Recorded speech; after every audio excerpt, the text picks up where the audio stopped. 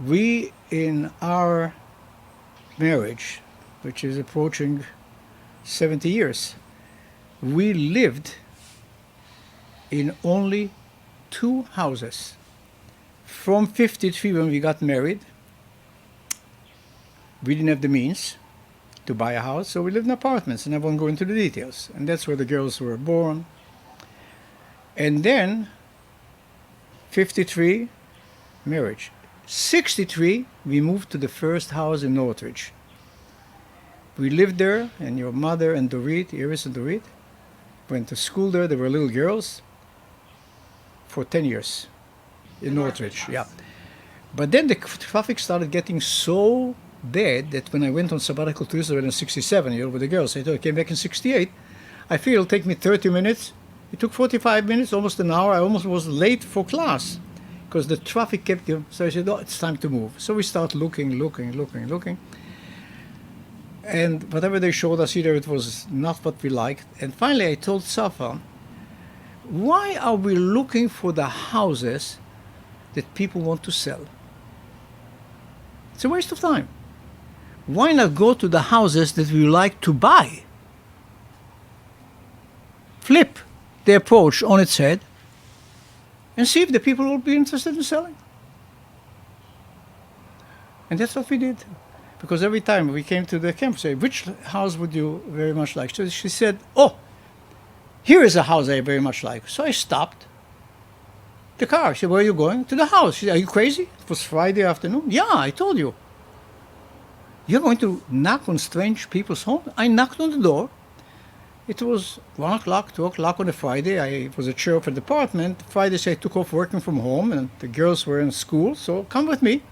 Very close here on Whiten. Beautiful house, Spanish house. She liked the Spanish style. You like the house? She says, yes. This kind of a house you like to live in? She said, yes. Okay. Where are you going? To the house.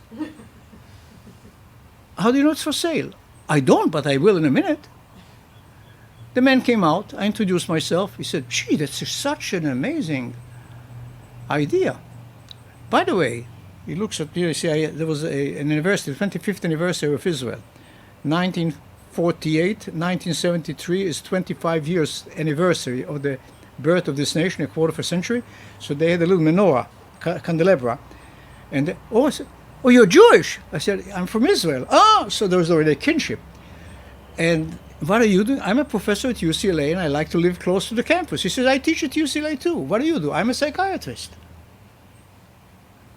But how do you know you like the house? I said, my wife and I passed by and she said, if ever we decide to buy a house near UCLA, that will be the house. Where's your wife? I said, she's in the car. So why don't you come in and see the house? So I go over and I said, Safa, the man wants us to see the house. She said, you're crazy. You're going to strange people's home? If the wife is not home, when she comes home, she'll kill him and us too. By the way, it's true. She was a crazy woman. I said, I cannot do to the man.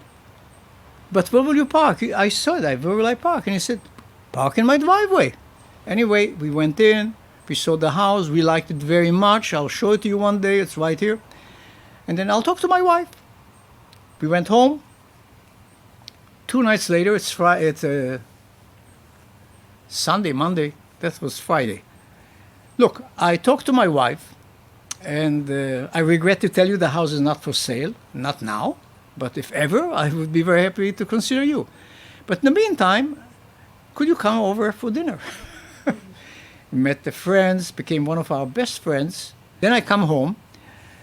And Safa says, you know, she likes the idea. We started looking, and then we passed by. We see this house. She says, wow. But what do you do with the house that knock again? I decided maybe what I should do is try to see if I can actually get to buy this house. So first of all, walk in, ring the doorbell, and say, you know, if you ever consider selling the house, I'm a professor at UCLA. I don't know what I said. I said, we like to buy a house because we saw your house and we like it very much. Would you ever consider selling it? In the meantime, she discovered also at UCLA that I'm really a professor, and she sent me to her expert advisor and whatnot. She was a very wealthy woman. She wanted to know if I didn't have the money to buy the house. But you know what? You don't have to have the money. You have to instill in people who will give you a chance the absolute conviction that you can be trusted. It's all about trust. So if I don't have the money, how do I buy the house? She sent me to her financial advisor. He wants my financial statement. I don't have a financial statement. And I don't have the money to buy this house. There's no question I can buy it for cash, but nobody buys for cash. I have a house in Northridge. When I sell it, maybe I'll have the down payment, maybe. So actually, I convinced him about my potential. I'm a consultant for IBM, and I make money more than a professor makes. And look, I'll bank where she puts some money. I'll put it over there. I convinced him. And I'll sign a contract that if I default on the payment for 6 months in a row, she gets the house back. And my money from the university is going to go directly to Gibraltar Saving, which is right here in Beverly Hills. And I brought him a stub that I make much more than that. But what is left is not substantial because it was very expensive. Mm-hmm. And that was based on payments where I said, I don't want to pay any interest more than a bank. And I want to spread it over 25 years. So finally she insisted on 20. I could still do that. And my check will go there, and you will see that what is left in the check will certainly cover it, and the rest I'll take care of myself. He was convinced that I can be trusted. And she became convinced too.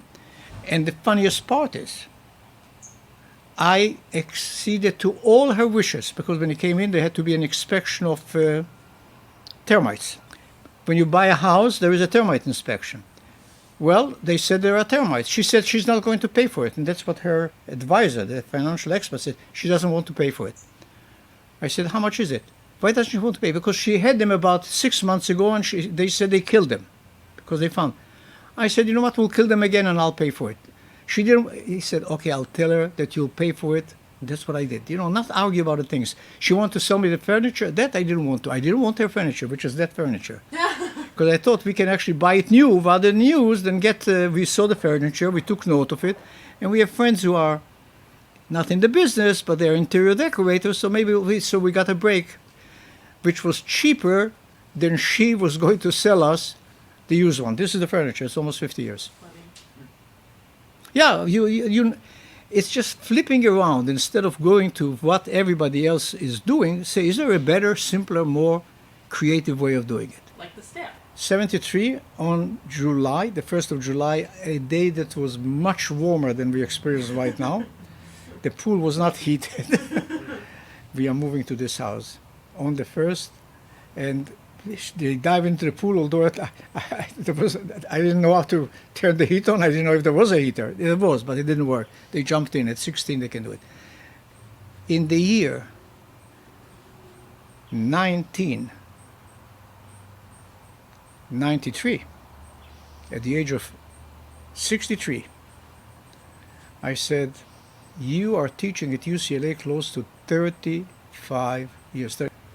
Enough. 35 years is enough in a career, and I'll do other things. I'll teach, but I will not teach formally and give the younger professors a chance to push it forward.